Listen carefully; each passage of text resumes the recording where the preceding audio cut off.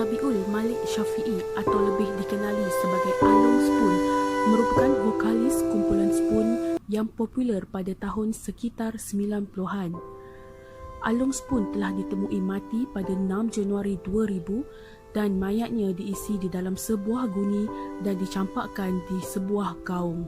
Mengimbau kembali kematian arwah Along Spoon pada 20 tahun yang lalu, satu media telah melaporkan bahawa Along telah hilang pada tarikh 25 Disember tahun 1999.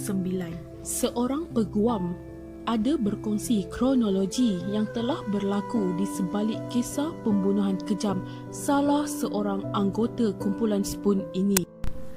Lance Corporal Muhammad Yaakob dikatakan cemburu dengan hubungan baik antara isterinya dengan mangsa iaitu Along Spoon di mana mereka bertugas di tempat yang sama di bawah syarikat Spoon bernaung.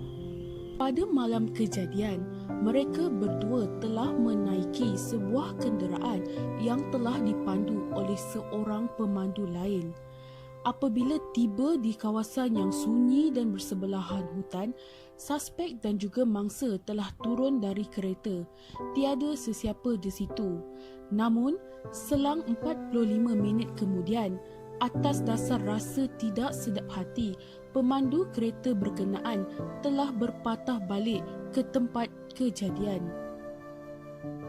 Namun, apabila sampai di situ, pemandu kenderaan itu hanya melihat seorang daripada mereka sahaja.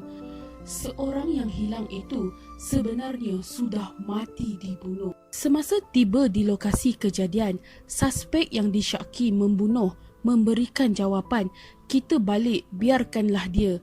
Ayat ini bermaksud suspek tahu di mana mangsa yang hilang itu berada. Disebabkan ada saksi yang melihat suspek merupakan orang terakhir bersama mangsa, suspek telah ditangkap polis 10 hari selepas kehilangan mangsa. Semasa suspek dalam tahanan, keluarga mangsa ada menerima panggilan telefon daripada orang yang tidak dikenali. Mereka meminta wang tebusan dan mengatakan mangsa telah diculik. Penculik pula meminta wang tebusan sebanyak RM500,000 sebelum mangsa dilepaskan. Siasatan polis kemudian mengesahkan tiada kes mangsa diculik. Penculik hanya menyamar dan mahukan duit. Mangsa bukan diculik, sebaliknya sudah dibunuh. Suspek telah ditangkap polis 10 hari selepas kehilangan mangsa.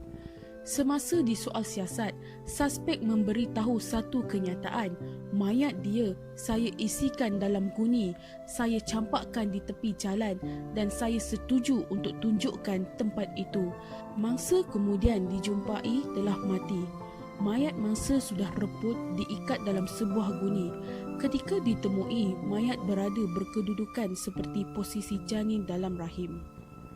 Hasil pemeriksaan dan bedah siasat dari pakar forensik mendapati kematian mayat ialah akibat jerutan pada leher. Semasa hari kejadian, mangsa dikatakan naik kereta bersama suspek. Mereka berdua duduk di sit belakang. Ketika itulah suspek bertanyakan mangsa, adakah mangsa mempunyai hubungan dengan isteri suspek. Mangsa juga ditarik keluar. Suspek memberitahu kepada pemandu agar balik ke rumah. Suspek dan mangsa kemudian ditinggalkan di tepi jalan berdua. Ketika inilah berkemungkinan besar segala-galanya berlaku. Mangsa kemudian hilang tanpa kabar berita dan suspek ditangkap. Dialah orang terakhir kelihatan bersama mangsa. Pemandu kereta menjadi saksi pendawaan ketika kes dipenjarakan. Mahkamah Tinggi telah memutuskan suspek bersalah membunuh mangsa.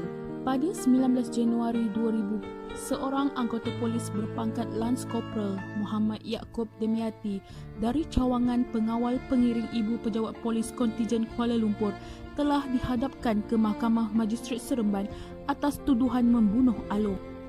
Pada 10 April 2002, Muhammad Yaakob didapati bersalah oleh Mahkamah Tinggi terhadap tuduhan membunuh Along dengan sengaja pada pukul 1 pagi 26 Disember tahun 1999. pada 2 November 2010, Mahkamah Persekutuan mengekalkan hukuman mati terhadap Muhammad Yaakob. Salam takziah dan Al-Fatihah untuk arwah. Semoga arwah ditempatkan dalam kalangan orang beriman.